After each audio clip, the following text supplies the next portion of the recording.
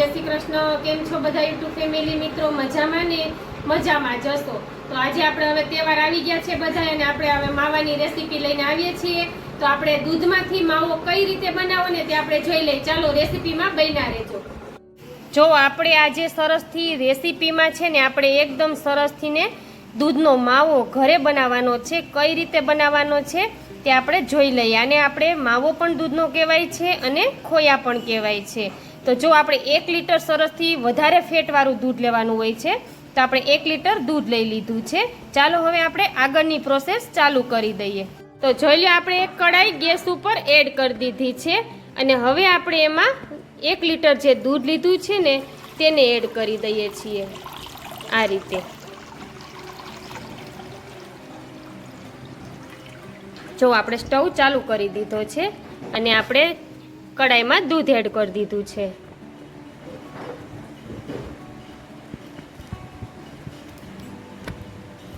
હવે આપણે છે ને અત્યારે સ્ટવ ફૂલ રાખવાનો છે। ઉફાણો આવે ને આપણે ત્યાં સુધી આપણે ગેસને ફૂલ રાખવાનો છે જેથી આપણું દૂધ ગરમ થઈ જાય। ત્યાર પછી આપણે ધીમા સ્ટવ ઉપર આપણે આને સરસથી હલાવ્યા રાખવાનું છે અને આપણે આનો સરસથી માવો બને ને ત્યાં સુધી આપણે આને હલાવ્યા કરવાનું છે। તો ચાલો આપણે જો આ રીતે થાય છે આગળ જોઈએ આપણો માવો કઈ રીતે બને છે અને 1 લીટર દૂધમાંથી કેટલો માવો બને છે ને તે ખાસ કરીને જોઈ લઈએ। જો આપણે ઘરનો માવો બનાવવો હોય, આપણે એમાં અડદિયા બનાવવા હોય, પછી કોઈ મીઠાઈ બનાવી હોય કે આપણે કોઈ ખાદીન પાક છે, કોઈ પણ મીઠાઈમાં આપણે માવો એડ કરવો હોય ને તો આપણે ઘરે સરસથી સ્પેશિયલ આપણા ઘરના દૂધનો માવો બનાવી શકીએ છીએ।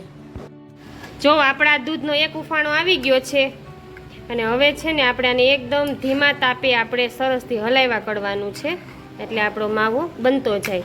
કેમ કે દૂધ બળતું જાય એમ માવો બનતો જાય। એટલે હવે આપણે એક ઉફાણો આવી ગયો છે, દૂધ સરસથી ગરમ થઈ ગયું છે અને હવે આપણે આને ધીમા તાપે ઉકળવા દેવાનું છે। એટલે હલાવ્યા રાખવાનું છે જેથી નીચે બેસી ના જાય અને ધીમો સ્ટવ રાખવાનો છે જેથી આપણો દૂધ બેસી ના જાય એટલા માટે। જો આપણું દૂધ આટલું ઘટ થઈ ગયું છે, હજુ આપણે આને હલાવવાનું છે। જો કેટલું આપણે નિશાની દેખાય છે તમને, એટલું દૂધ હતું અને બળીને આટલું દૂધ થઈ ગયું છે અને હજુ આપણે એને હલાવ્યા કરશું ને એટલે હજુ આપણે આ બળીને સરસથી માવાના સ્વરૂપમાં થઈ જશે દૂધ। જો દૂધમાંથી તો આપણને ખબર જ હોય છે કેટલી વસ્તુ બને છે તે, એટલે આજે આપણે દૂધમાંથી માવો બનાવીએ છીએ, એકદમ ચોખ્ખો આપણા ઘરનો બનાવેલો માવો। જો આ જો આટલું ઘાટું થયું છે, જો આપણા તાવીથામાં ચોટે એવું ઘાટું થવા માંડ્યું છે। હજુ આપણે આને હલાવ્યા કરવાનું છે, નીચે બેસી ના જાય ને એનું આપણે ખાસ ધ્યાન રાખવું પડે છે। જો બેસી જાય ને તો એની વાસ અલગથી આવે છે, એટલે આપણે આને છે ને એવી હલાવ્યા કરવાનું છે, નીચે તાવીથો અડે ને ત્યાં સુધી આપણે એને હલાવ્યા કરવાનું છે। જો આપણે 1 લીટર દૂધમાંથી કેટલો માવો બને એનું તમે જોઈ લેજો, પછી વધારે તમારે બનાવવું હોય તો વધારે બનાવી શકો છો। આને આપણે માવો પણ કહેવાય છે દૂધનો અને ખોયા પણ કહેવાય છે। જો હવે આટલું બળીને ઘટ થઈ ગયું છે, હવે આપણે માવો બનવાની ફૂલ તૈયારી છે। જો આપણે ક્યાં સુધી આપણે કડી દેખાય છે ત્યાં સુધીનું દૂધ હતું અને આપણે બળીને આટલું થઈ ગયું છે।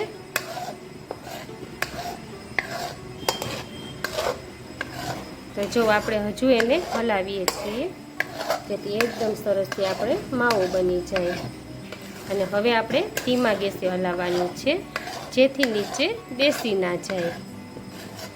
જો આ રીતે આના તમે માવાના પેંડા બનાવી શકો છો, કોઈ પણ મીઠાઈ આપણે બનાવી હોય તેમાં આપણે માવો ઘરનો બનાવેલો એડ પણ કરી શકીએ છીએ। કેમ કે મીઠાઈ બનતી હોય તેમાં આપણે માવો નાખવો પડતો જ હોય છે। જો આ રીતે સરસથી તમે ઘરે બનાવીને નાખશો તો આપણે ઘરે બનાવેલી મીઠાઈ પણ સરસથી બની જશે।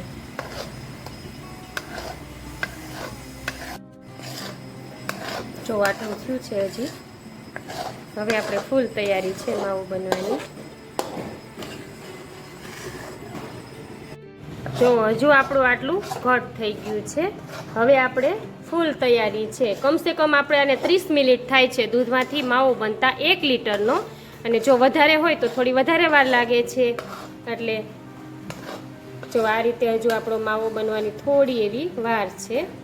જો આ રીતે આપણે એને ધીમા સ્ટવ ઉપર હલાવ્યા કરવાનું છે, જેથી બેસી ના જાય. જો માવો થવાની તૈયારી થઈ જાય ને આવી રીતના માવામાંથી ઘી છૂટે છે. જો આ રીતે જો તે બહાર આવે છે. જો તમે જોઈ શકો છો એકદમ માવો બનવા માંડ્યો છે. તો હવે આ માવો એકદમ સરસથી આપણો તૈયાર થઈ ગયો છે. જો છૂટું છૂટું થઈ ગયું છે, આમાંથી ઘી પણ બહાર નીકળવા માંડ્યું છે. અને જો 1 લીટર દૂધનો આપણે આટલો માવો બન્યો છે. અને આ આપણો પ્યોર માવો કહેવાય છે, ઘરે બનાવેલો. જો અને શુદ્ધ માવો આપણે કોઈ પણ મીઠાઈમાં કે આપણે આના પેંડા બનાવવા હોય ને તો સરસથી આપણા ઘરના બનેલા હોય. અને બહારથી લેતા હોય તો આપણને તો ખબર ના હોય કે એમાં શું ઉમેર્યું હોય. અને આ આપણે ઘરનો બનાવેલો ચોખ્ખો પ્યોર શુદ્ધ આપણે માવો આજે તૈયાર કર્યો છે. હવે આપણે એને તૈયાર થઈ ગયો છે. હવે આપણે એને એક ડીશમાં ઉમેરી દઈશું. હવે આપણે આ તૈયાર થઈ ગયેલા માવાને આપણે એક ડીશમાં ઉમેરી દઈશું. આ 1 લીટર દૂધમાંથી આપણે આટલો માવો બની ગયો છે. જો સરસથી આપણે ઘરે બનાવેલો માવો, શુદ્ધ માવો, અને ખોયા પણ કહેવાય છે. અને આપણે સરસથી તહેવારમાં જો કોઈ પણ મીઠાઈ બનાવી હોય, સાતમ આઠમ હોય છે, રક્ષાબંધન હોય છે, કોઈ પણ મીઠાઈ બનાવી હોય તો આપણે ઘરે બનાવેલા માવામાંથી બનાવી શકીએ છીએ. તો જો આપણો માવો સરસથી તૈયાર થઈ ગયો છે. તો હાલો આપણે જો આ રીતે બનાવી છે રેસીપી માવાની, અને આપણે ખોયા પણ કહેવાય છે અને માવાની રેસીપી પણ કહેવાય છે. તો બસ આવી રીતે બનાવશો ને ઘરે તો આપણા રક્ષાબંધનમાં પેડા પણ આમાંથી તમે બનાવી શકો છો. અને સરસથી આપણે દૂધમાંથી રેસીપી બનાવી છે. તો બધા આ રીતે બનાવજો એટલે સરસ બનશે આપણે માવો. તો ચાલો આવી નવી નવી રેસીપી જોવા માટે તમે મારી ચેનલને લાઈક, શેર અને સબસ્ક્રાઈબ કરી દેજો.